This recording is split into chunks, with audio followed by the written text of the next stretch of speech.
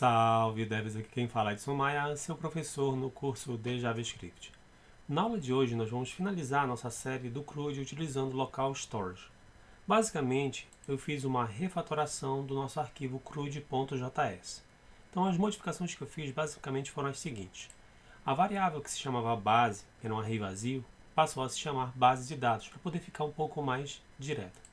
Outra coisa que eu utilizei foi um recurso do JSDoc, que é para a gente poder fazer a documentação ou especificação de alguns conteúdos. Então, se você precisar trabalhar com comentários para documentação, você coloca barra, asterisco, asterisco e dá Enter, que aí você consegue fazer ali as anotações que você quiser. No caso, eu fiz uma definição de tipo para um objeto chamado usuários. Eu disse que ele é do type object e eu defini as propriedades desse nosso objeto.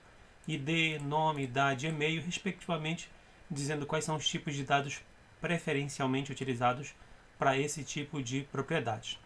Eu criei aqui 5 variáveis separadas, que são desse type usuário, tanto que quando a gente for utilizar isso, por exemplo, que a gente colocar barra, asterisco, asterisco, e a gente colocar assim, @type, e entre chaves a gente colocar, por exemplo, usuário, ele já vai dar uma indicação para a gente, só posicionar a seta, ele vai indicar qual é o tipo. Tipo usuário, tem o ID number, nome string, idade number, e-mail string.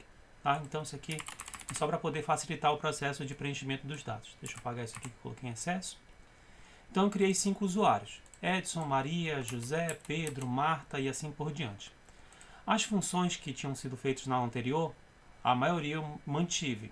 A função da criação de chaves está do mesmo jeito. Eu criei só uma outra função chamada criar chave na base, no qual a gente utiliza o recurso do push, que eu havia comentado com vocês que é importante que esse push seja feito lá no array e depois a gente faça a atualização dos dados daquele nosso local storage, utilizando aqui o setItem. Então, até aqui, nenhum mistério. Então, só fiz uma pequena modificação adicionando essa informação aqui. Lembrando que eu estou passando o nome da base de dados aqui fora. Eu poderia já definir aqui dentro sem problema.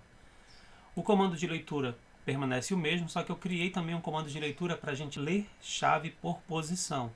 Ou seja, além da gente fazer aquele return do JSON parse, eu faço um return do JSON parse utilizando a posição que é passada como parâmetro, que é a posição dentro do array. Eu criei aqui também uma função de atualização da chave por posição, ou seja, o que está no array vai ser colocado lá na nossa base de dados.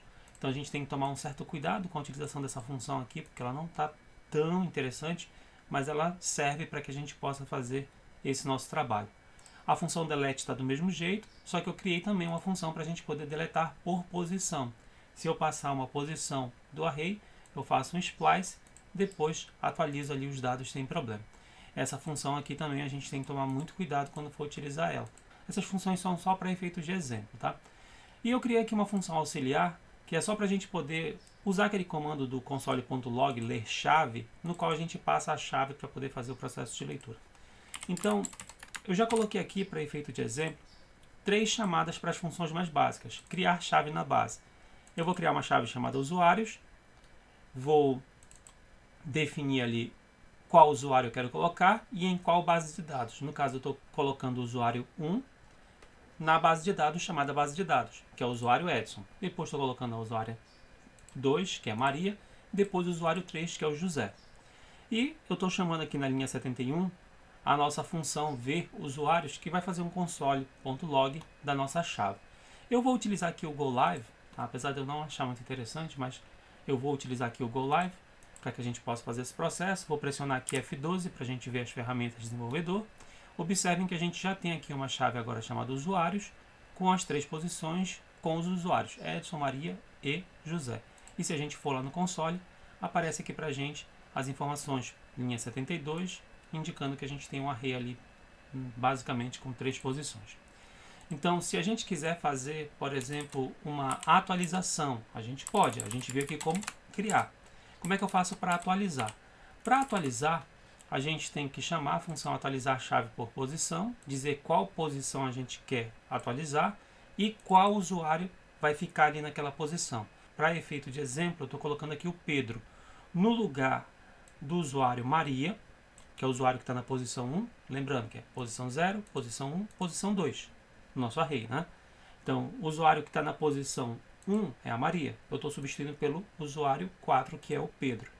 Com essa atualização, se a gente for fazer o processo de visualização, vai aparecer ali para a gente sem maiores problemas. Se a gente for observar, agora no nosso console, aqui na posição 1, ao invés de Maria, a gente tem um usuário chamado Pedro. Se a gente for lá em aplicativo, a gente também vai perceber aqui que o usuário que está na posição é o usuário Pedro. Então, nós temos função para criar, função para atualizar, temos inclusive funções para apagar.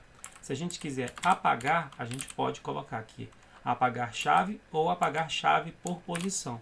Vamos supor que eu queira apagar o usuário Pedro, que é o que está na posição 1. Lembrando, para apagar chave, eu só passo a posição. Então, linha 71 eu estou apagando, na linha 73 e 74 eu tenho aqui as visualizações. Observando lá no nosso console, agora a gente só tem duas posições. Observem que a gente só tem duas posições, que é só o Edson e o José, não tem mais o Pedro nem a Maria. E se a gente for lá em aplicativo, que já está aparecendo inclusive aqui, aparece para a gente aqui, ó, ID1 Edson e ID3 José. Então a gente já pode fazer o uso do nosso CRUD aqui um pouco mais elaborado, porque eu já passei aqui para vocês uma estrutura para que vocês tenham uma visão de um conceito que é muito utilizado atualmente, que é o conceito de BFF, que é o conceito de Back-end from Front-end. Então, é a gente fazer algumas funcionalidades que seriam responsabilidades do back-end no front-end. Obviamente, o armazenamento de dados persistente utilizando local storage, ele só é uma alternativa rápida para a gente armazenar dados que não são dados muito relevantes, dados que não são muito sensíveis. Dados que são muito relevantes, muito sensíveis, o ideal é a gente trabalhar a persistência de dados utilizando bases de dados mais robustas, utilizando um MySQL ou um NoSQL ou até mesmo outro tipo de serviço, mas que a gente tenha isso do lado do back-end para que a gente tenha aí todos os recursos dos nossos sistemas gerenciadores de banco de dados, SGBDs, como geralmente a gente aprende aí quando a gente estuda banco de dados. Mas a aula de hoje basicamente vai ficando por aqui. Eu só ia trazer essas novidades para vocês e vou deixar os códigos aí em anexo e os links para vocês também em anexo. A aula de hoje, como eu disse, vai ficando por aqui. Não se esqueçam de curtir, compartilhar e assinar o canal. Salve, devs! Até a próxima!